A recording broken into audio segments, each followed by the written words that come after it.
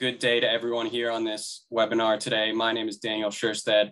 I'm a senior government relations specialist at ArentFox, and I'm joined by former Congressman Phil English in our government relations group. We're here today to answer some questions that may be on your mind about the Russian-Ukrainian conflict. Without further ado, I'll get into it. Congressman, to begin, were you surprised at all by the Russian invasion of Ukraine and how it's played out? Should longtime observers of the Putin regime and the Washington policymakers have been surprised by this? I don't think anyone should have been surprised at the invasion, but I think the results have been surprising. Many people had not understood how much Ukraine had upped its game and has specifically trained against a Russian invasion, strengthened its troops, improved its tactics, and specifically utilized basic technology to make better use of its older generation weaponry. Its partnership, for example, with Turkey to make use of off-the-shelf drones to aim artillery has proven to be enormously valuable in this conflict. What has been very surprising has been the poor Russian performance that has led to what looks like a very bloody stalemate. What I think we're seeing right now is the Russians have demonstrated that they are behind on tactics. Their troops are very poorly trained, surprisingly so, and their new generation weapons simply aren't really ready for prime time. As a result, the Russians have lost as many troops as the Ukrainians have, and the real difference has been the impact on the civilian population. I think that many had expected this conflict to be over with quickly, particularly Vladimir Putin. And because it is dragging out, I think that's going to have an enormous impact on the Russian economy, on Russia's standing in the world, and potentially a major impact on Putin himself. Yeah, Congressman English, you said that there's been an impact on Russian civilians and on the Russian economy. Undoubtedly, that's been quite severe. But domestically, my next question is, what will be the economic consequences of this conflict for the American economy? It's going to be somewhat substantial because it's going to lead to shocks to an energy economy that has already been stretched thin. I think we were going to see, regardless of what Russia did, rising energy costs and real inflationary pressure in our economy. I anticipate this conflict will add to that, but with additional shocks based on supply chain disruption because of sanctions. The net result is, I think this has the potential in terms of direct impact on the American economy and also impact on our trading partners to push the global economy into a recession. I think that this is a survivable situation economically, but it is definitely going to put pressure on America, on American budgets, on American economics, and ultimately on the standard of living, coming at a time when we are coming out of COVID. This is analogous to some of the shocks that occurred in the lead up to the 1946 elections after America had come out of World War II and then experienced extreme dislocations in the labor market and also hyperinflation. I think that makes a lot of sense. And I'd like to drill down a little bit more into how this will change domestic energy policy, but a little bit broader. Could you also answer where you see energy priorities in Europe moving?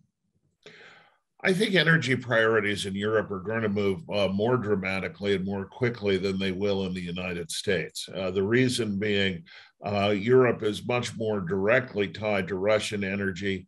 They have, I think, put themselves in a position where their non-natural gas alternatives have been largely set aside, including nuclear. As a result, I think Germany and perhaps to a lesser extent France and the neighbor countries are all going to be rethinking how they approach energy policy. This is going to knock local green politics and policy back on its heels. I think it will lead potentially to a revival of nuclear. And in our country, I anticipate that the result will be that both sides of a very, very polarized energy debate, the administration and their allies who favor green energy, Republicans who favor traditional energy and have been less engaged on climate change, I think they're both going to utilize results as a witness for the prosecution to make their case for their policies.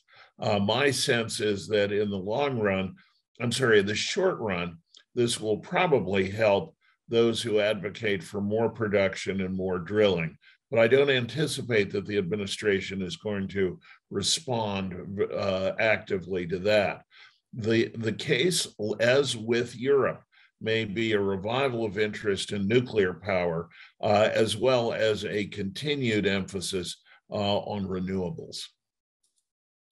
I'm sure everybody watching this event knows the Russian economy is highly dependent on income from energy exports. But more broadly, how do you assess the role of the consequences for this conflict for the Putin regime? I think everyone went into this conflict with a view that the Putin regime was very deeply entrenched and was doing a very effective job of policing domestic dissidents and controlling domestic politics. I think that could dramatically change and change virtually overnight. It's worth remembering that when Putin came to power in the aftermath of the Yeltsin regime, he was considered a national savior because he put the economy on the right track.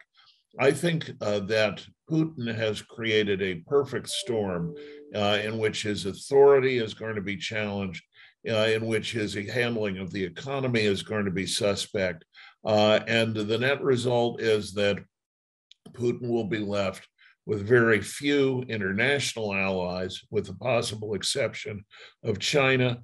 The administration will be facing a real threat of regime change, and many of the elites in Russia will be severely impacted by this war of choice.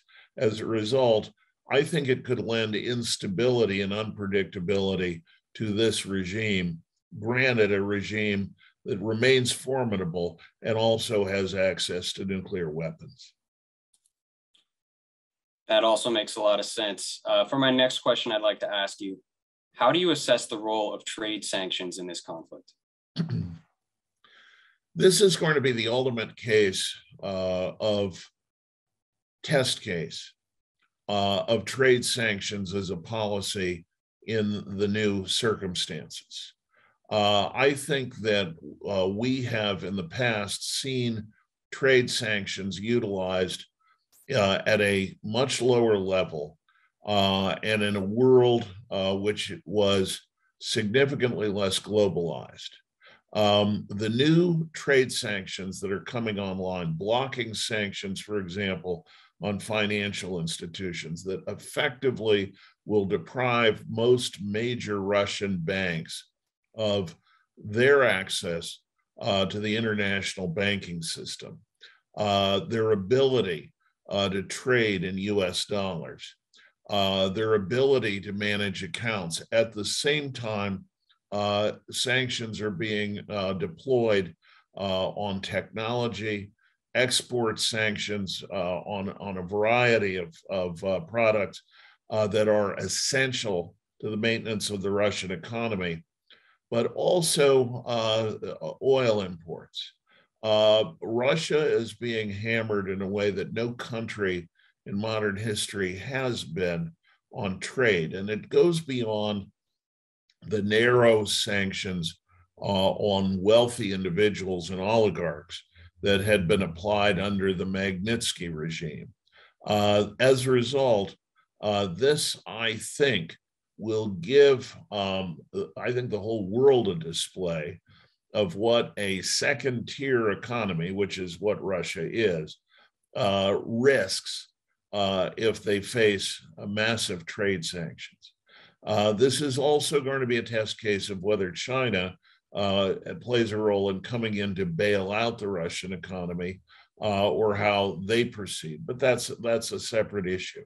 I believe that sanctions are going to be as much the story as a policy weapon of choice as military technology was in previous conflicts like the first Gulf War.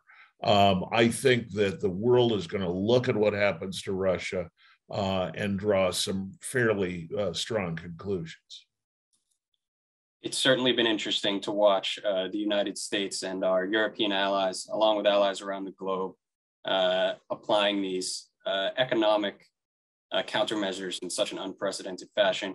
But shifting a little bit, my next question to you, Congressman, what other obligations should America and the European Union assume in dealing with this conflict and supporting Ukraine? I think that by the United States, direct involvement right now is not in the cards, but I don't think it should be taken completely off of the table. I believe that weapons, not only defensive weapons, but also offensive weapons, the distinction between which is not all that clear in this kind of a conflict. They ought to be made available aggressively to the Ukraine. In fact, the United States has been supplying war materiel, as have the Europeans. I would take the side of those who argue that we should aggressively and should have more aggressively been providing older generation MiGs, such as out of the Polish Air Force, to Ukraine at the front end. The fact that Russia has not dominated the air to date is one of the nearly stunning results of this conflict. But as this continues, the Ukraine Air Force is going to need to be replenished by planes. And despite threats from the Putin regime, I believe it's essential that the European Union, the NATO partners, and the United States particularly play an active role in supplying that assistance. We also need to have, a clear pipeline of humanitarian aid and be aggressive about that, provide Ukraine with whatever credits that they need, and also provide an outlet and support for refugees.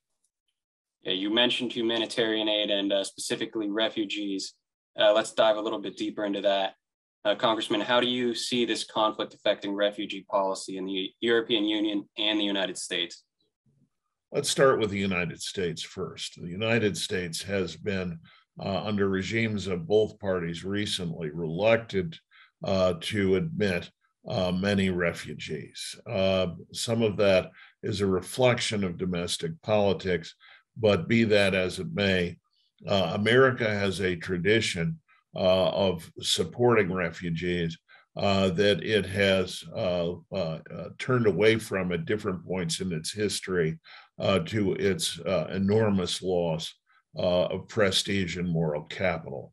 I think it is essential that the United States take its share of refugees, arguably more than its share because of what we've seen in the Syrian conflict and others, is a steady flood of refugees into Europe. The European Union already is saturated with refugees from different points in the globe, and countries like France, with its ties to North Africa, countries like Britain, with its ties to the Middle East, countries like Germany that have opened their arms to people in the Middle East that have been displaced by violence. They have already done, I think, a much bigger part in the overall picture than the United States has in recent years. The United States, in my opinion, needs to have a very aggressive program of supporting, resettling, and setting up political refugees along the lines of our long-standing traditions. Congressman, thank you for that answer. For my next question, I think we should move a little bit to Asia, focus on China. What do you see the consequences of this conflict being for China and its leadership role in the world? Dan, that's a great question, and I think the answer is it depends on what China does. If China provides open-ended support for the Putin administration, I think it's going to have an enormous impact on China's credibility in the international system and its leadership. I think that China's refusal to denounce the invasion has been so far a major diplomatic blunder and a very large problem. It's been also said that what happens in Ukraine is going to send a signal to China in how they're going to promote their aspiration to reabsorb Taiwan, which they feel they are entitled to do. I believe that project has been badly set back by the reaction to Russia. And I also think that the time is close approaching when Taiwan is going to come to a key point of conflict. This challenge for China in how they handle their neighbors and how they handle human rights issues such as exist in Western China today, I think their capital to deal with those will be very much affected by the role they play with Russia, whether they step in to guide Russia in the right direction, play a positive role in brokering a peace agreement, or whether they continue to be an adversary of a rules-based global system, I think is going to decide much of China's future role in the world. Absolutely. I think everyone can agree the status quo set by the joint communique out of China and the United States under President Nixon is going to come under quite a bit of strain. But you mentioned in that answer the effect on the global system. Could you talk about how these developments are going to broadly affect the global system, but especially could you focus on multilateral institutions? Multilateral institutions were for the most part structured on the understanding that a consensus could be built on certain issues and certain practices. That consensus has clearly been eroded, and in the case of the invasion of Ukraine, it has collapsed. This is clearly an illegal war. It's a war which is going to invite, I believe, human rights issues, is going to invite war crimes trials. I believe there will be a rising demand for a greater use of international tribunals, including the International Criminal Court, to deal with the fallout of what is clearly criminal behavior on the part of Russia. Because the trading system has been strained and because sanctions are now being utilized in a very broad way, I believe the World Trade Organization is going to be dramatically impacted by this process, and there will be a serious effort to expel Russia from the WTO. If that is unsuccessful, that could ultimately have a huge impact on the WTO. I believe also the United Nations has an enormous stake in playing a role here. To date, having Russia as an original member of the Security Council be if you will, the antagonist in this conflict, I believe has affected the UN very dramatically. From here, beyond being a forum where coalitions can be built and a consensus could be developed among those adverse to Russia, as a practical matter, it is impossible to utilize the UN by itself as a mechanism for dealing with this conflict. So from my own perspective, I think this is going to put enormous pressure on the United Nations to demonstrate its relevance in the face of a flagrant and devastating breach of its core principles. You're certainly right. Russia hasn't been hesitant whatsoever to utilize its veto on the Security Council of the United Nations. Hopefully, they're a little bit more hesitant to use weapons of mass destruction. But getting into a more bleak question, could you talk about how this conflict affects the nuclear arms race? It's going to affect it in a number of different ways. Some have argued, and I think it is an argument rising in currency, that the United States was slow to engage Russia in part because of Russia's involvement in the negotiation of a new Iran nuclear deal. I believe that whatever the outcome of the Russian invasion, clearly it's going to have some impact on the ability to put the genie back in the bottle with Iran on nukes, which has an enormous impact on the Middle East, one way or the other. I believe it's going to have a big impact on the aspiration of smaller states to develop nukes. I believe there has been a very strong feeling that Russia has been treated, at least initially, with a great deal of deference because of their access to those weapons.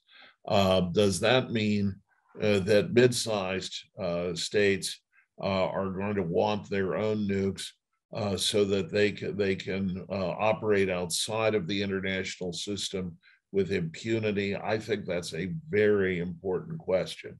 I think that we are going to have to re-engage globally on restraining nuclear weapons in the aftermath of this conflict. What form that takes, I think we're going to have to see how the next few months play out before we suggest a roadmap. Very interesting and depressing at times to consider.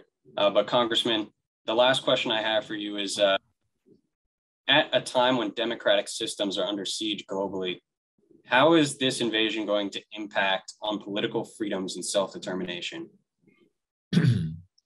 I think that's a very important question because democracy has been under siege globally. I am co-chair of an organization called the Institute for Representative Government. We're a group of ex-members that work with the State Department, the International Republican Institute, and the National Democratic Institute to support developing democracies and provide them with expertise as they develop their government systems. I believe that if Russia gets away with an invasion that rewards it, depending on how far Russia is able to save face in the ultimate outcome, or whether it's successful in undermining Ukraine, I think it's going to be a message heard around the world on whether democracy is resilient. Ukraine has had challenges in its evolution to democracy, but clearly democracy has retained a fierce loyalty from the people of Ukraine who feel ownership of their country, whatever its flaws and whatever its political cultural problems. I believe that democracy is going to face challenges in coming years, and the willingness of existing democracies to support Democrats, small d Democrats in other countries, is going to have a huge impact on what the future looks like in terms of the level of political freedom globally in different states, large and small. Congressman, thank you for that. And thank you for the rest of your answers to my questions here today.